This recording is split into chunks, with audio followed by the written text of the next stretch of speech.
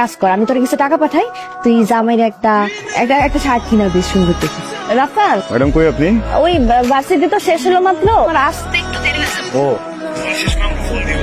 আমি পিক করবো না তোমাকে। না না, তোমার আসা লাগবো না, তোকে নিতে আসতে চাইতেছিল। হ্যাঁ, ওদিন জানি ধরা খাই।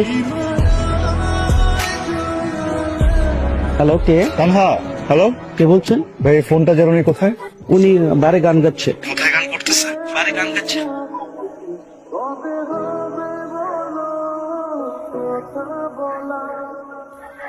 প্রবলেম কি তোমার? অনেক বড় ভুল করে ফেলছো না?